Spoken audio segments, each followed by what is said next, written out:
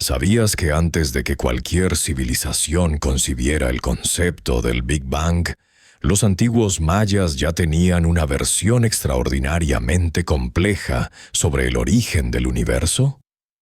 El Popol Vuh, conocido como el libro sagrado de los mayas, no es solo un texto religioso, sino una obra maestra literaria que nos revela los secretos de la cosmogonía maya y nos transporta a un mundo donde los dioses experimentan con la creación hasta lograr la perfección.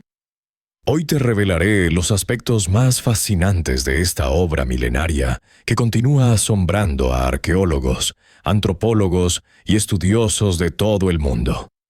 Número 1. El Popol Vuh San significa literalmente Libro del Consejo o Libro de la Comunidad en el idioma quiché, y fue escrito originalmente en esta lengua maya entre los años 1554 y 1558, durante el período colonial temprano.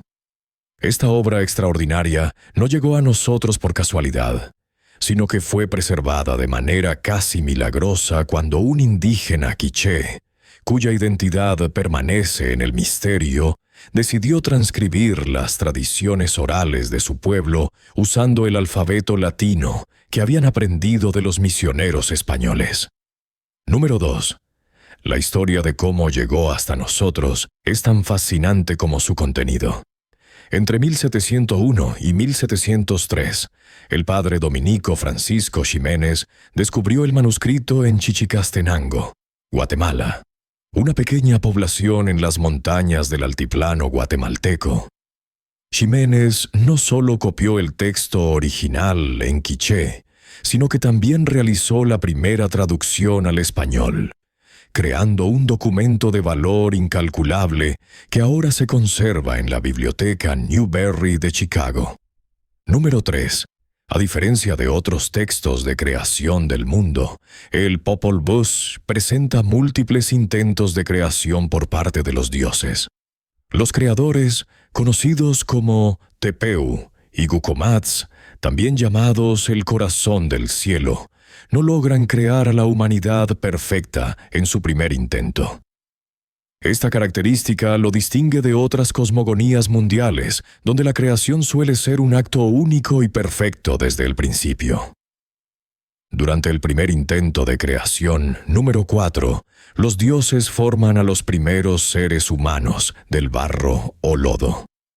Sin embargo, estos seres resultaron ser imperfectos. Se deshacían con la lluvia. No podían hablar correctamente y no eran capaces de venerar a sus creadores como correspondía. Descontentos con este resultado, los dioses decidieron destruir esta primera humanidad y comenzar de nuevo. Número 5. El segundo intento de creación involucró la madera como material principal. Los dioses tallaron figuras humanas en madera, y aunque estas criaturas podían hablar y reproducirse, carecían de alma, corazón y entendimiento. No recordaban a sus creadores ni los veneraban, por lo que nuevamente fueron consideradas imperfectas. Para destruir esta segunda humanidad, los dioses enviaron una gran inundación, y las pocas criaturas que sobrevivieron se convirtieron en los monos que conocemos hoy. Número 6.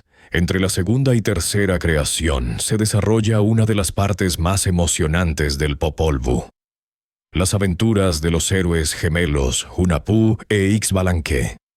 Estos gemelos, hijos de Hunahpu, enfrentan a los señores de Xibalbá, el inframundo maya. Esta sección no es solo entretenimiento, sino que representa el triunfo de la luz sobre la oscuridad y establece el orden cósmico necesario para la creación exitosa de la humanidad. Número 7. Los gemelos heroicos logran vencer a los señores de la muerte mediante astucia e inteligencia. Hunkame y Bukub-Kame, los principales señores de Xibalbá, junto con sus secuaces, son derrotados después de someter a los gemelos a diversas pruebas mortales.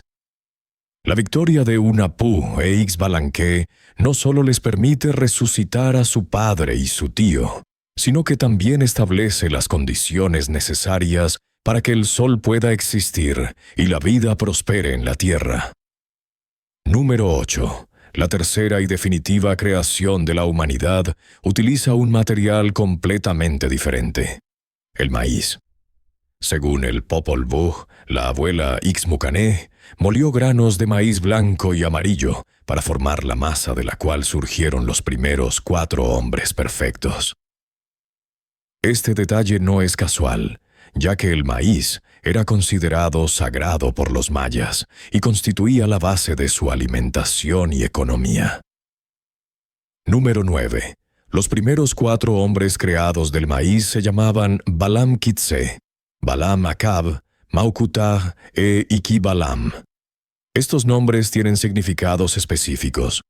Balam significa jaguar en quiché, mientras que los otros elementos se refieren a características específicas como sonrisa nocturna y viento de la luna. Estos hombres eran tan perfectos que podían ver y comprender todo, incluso las cosas más lejanas, lo cual preocupó a los dioses. Número 10. Los dioses se alarmaron porque los nuevos seres humanos eran demasiado perfectos y sabios. Temiendo que rivalizaran con ellos en conocimiento y poder, Huracán, el corazón del cielo, decidió limitar sus capacidades. Sopló sobre sus ojos, empañando su visión y reduciendo su sabiduría para que solo pudieran ver lo que estaba cerca y entender solo una porción de la realidad. Durante el sueño de los primeros hombres, número 11, los dioses crearon a las primeras 4 mujeres: Cajapaluna, Chomija, Tsununija y Caquixaja. Estas mujeres se convirtieron en las compañeras de los primeros hombres y juntos fundaron los linajes de los pueblos quichés. La creación de las mujeres mientras los hombres dormían simboliza la importancia del equilibrio entre los géneros en la cosmología maya. Número 12. Después de la creación de la humanidad perfecta, las primeras familias emprendieron un largo viaje desde el lugar de la creación, llamado Tulán, hacia las tierras que eventualmente se convertirían en el territorio quiché en Guatemala. Durante este viaje llevaban consigo a sus dioses protectores, representados por bultos sagrados que contenían objetos rituales de gran poder espiritual. Número 13. El elemento más sorprendente de esta migración es que durante todo el viaje, el sol no había salido aún. Las primeras gentes vivían en un mundo de penumbra eterna, alumbrándose únicamente con la luz de las estrellas y esperando ansiosamente la primera salida del sol. Esta situación cambió cuando llegaron al monte Hakavits, donde finalmente presenciaron el amanecer que marcaría el inicio de la era actual. Número 14. Cuando finalmente salió el sol por primera vez, el Popol Vuh describe que todos los animales grandes y pequeños se llenaron de alegría. Los pumas, jaguares, víboras, cascabeles y otros animales corrieron hacia los barrancos y cañadas, mientras que las aves extendieron sus alas para recibir la luz solar. Este primer amanecer no solo trajo luz al mundo, sino que endureció la tierra y permitió que la vida se desarrollara plenamente. Número 15. El texto describe vívidamente cómo este primer amanecer transformó el mundo físico. La superficie de la tierra, que antes era suave y húmeda, se endureció con el calor del sol. Los animales que no lograron refugiarse a tiempo quedaron convertidos en piedra, explicando así el origen de muchas formaciones rocosas que los mayas observaban en su entorno natural. Número 16. Una de las características más notables del Popol Vuh es su estructura cíclica del tiempo. A diferencia de la concepción lineal occidental, los mayas concebían el tiempo como una serie de ciclos que se repetían con variaciones. La destrucción de las dos primeras humanidades y la creación de la tercera refleja esta visión cíclica, donde la historia no es un progreso lineal, sino una espiral de perfeccionamiento. Durante los siguientes episodios, número 17, el texto narra las hazañas de los primeros padres quichés, especialmente Balam Quitze, quien se convierte en el líder espiritual del grupo. Estos ancestros fundadores establecen los primeros centros ceremoniales y crean las tradiciones rituales que definirán la cultura quiché durante siglos. Sus historias no son simples leyendas, sino que proporcionan legitimidad histórica a los linajes nobles quichés. Número 18. El Popol Vuh contiene referencias geográficas específicas que han permitido a los arqueólogos identificar lugares reales en Guatemala. Locations como Hakavits, Chipixab y Chiquix corresponden a montañas y sitios sagrados que aún pueden visitarse hoy. Esta precisión geográfica demuestra que el texto no es puramente mítico, sino que combina elementos espirituales con historia real. Número 19. La obra incluye también un sofisticado calendario ceremonial que conecta los eventos míticos con fechas rituales específicas. Los mayas quichés usaban este calendario para determinar cuándo realizar ceremonias importantes, cuándo plantar cultivos y cuándo celebrar festivales religiosos. Esta integración del tiempo mítico con el tiempo ritual muestra la complejidad del pensamiento maya. Número 20. Uno de los aspectos más intrigantes del Popol Vuh es su tratamiento de la muerte y la resurrección. Los héroes gemelos mueren y resucitan múltiples veces durante sus aventuras en Xibalbá. Y su padre, Hun Hunahpu, también es resucitado después de su muerte. Esta concepción cíclica de la vida y la muerte influenció profundamente las prácticas funerarias y las creencias sobre el más allá en la cultura maya. Número 21. El texto contiene referencias astronómicas precisas que demuestran el avanzado conocimiento maya en esta área. La transformación de Hun Hunahpu en el planeta Venus como estrella matutina y la conversión de los héroes gemelos en el Sol y la Luna reflejan observaciones astronómicas reales incorporadas en el marco mítico de la narrativa. Durante las secciones genealógicas, número 22, el Popol Vuh traza cuidadosamente los linajes de los gobernantes quichés hasta la época de la conquista española. Estos registros genealógicos no son solo listados de nombres, sino que incluyen las hazañas militares, las alianzas políticas y las conquistas territoriales de cada generación, proporcionando una historia dinástica invaluable. Número 23. El texto revela la compleja organización social de los quichés, dividida en casas o linajes principales. Los Cabek, los Nijaib y los Ajau quiché. Cada grupo tenía responsabilidades específicas en el gobierno, el ritual y la guerra. Esta estructura social se refleja en la distribución de poder descrita en las últimas secciones del libro. Número 24. Una característica única del Popol Vuh es su tratamiento del sacrificio humano. A diferencia de otras fuentes que presentan esta práctica de manera sensacionalista, el texto maya la contextualiza dentro del marco religioso, donde tales actos eran considerados necesarios para mantener el equilibrio cósmico y asegurar la continuidad de la vida. Número 25. El libro describe detalladamente las técnicas de guerra maya, incluyendo el uso de obsidiana para hacer armas cortantes, las tácticas de emboscada en la selva y la importancia de capturar enemigos vivos para los rituales posteriores. Estas descripciones han ayudado a los arqueólogos a entender mejor la naturaleza de los conflictos prehispánicos. Número 26. El Popol Vuh incluye también referencias a productos comerciales y rutas de intercambio. Menciona específicamente el cacao, las plumas de quetzal, el jade y otros bienes de lujo que formaban parte de extensas redes comerciales que conectaban las tierras altas guatemaltecas con las costas del Pacífico y del Atlántico. Número 27. La influencia del Popol Vuh se extiende mucho más allá de su contexto original.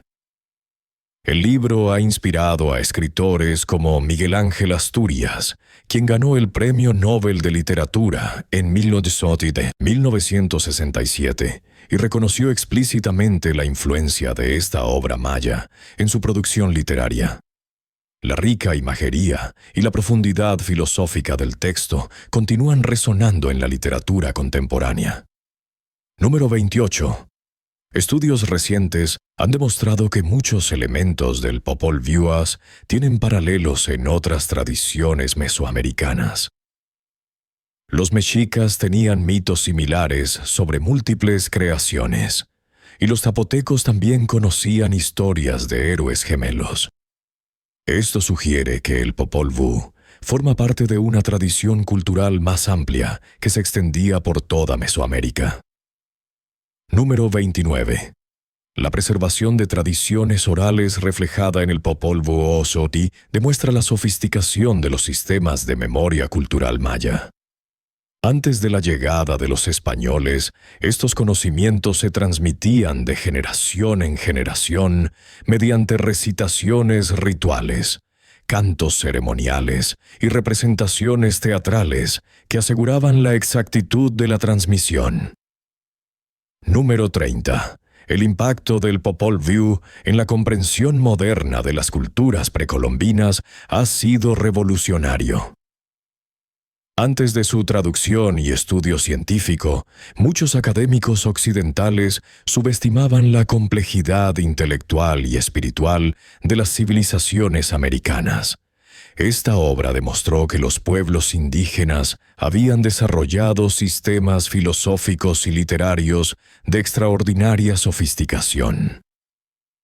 Número 31. En la actualidad, las comunidades maya-quichés de Guatemala continúan considerando el Popol Vuh como un texto sagrado. Muchas de sus ceremonias tradicionales incorporan elementos directamente derivados del libro, y los ancianos conocedores de la tradición aún pueden recitar secciones completas de memoria, manteniendo viva una tradición que se remonta a más de 1000 años. El legado del Popol Vuh trasciende su valor como documento histórico o religioso. Esta obra maestra nos recuerda que mucho antes de que los europeos llegaran al continente americano, aquí florecían civilizaciones capaces de crear literatura de una belleza y profundidad extraordinarias. En una época donde frecuentemente se homogeniza la cultura global, el Popol Vuh nos enseña el valor irreemplazable de preservar las tradiciones ancestrales y reconocer la sabiduría contenida en las cosmogonías indígenas. La historia de la creación según los mayas no es solo un relato del pasado, sino una guía para entender nuestra relación con la naturaleza, el cosmos y entre nosotros mismos. Los múltiples intentos de creación nos recuerdan que la perfección no se logra de inmediato, que el crecimiento requiere paciencia y que incluso los dioses aprenden de sus errores. En un mundo moderno obsesionado con el éxito inmediato, esta antigua sabiduría maya nos invita a reflexionar sobre el valor del proceso, la importancia del equilibrio y la necesidad de honrar nuestros orígenes.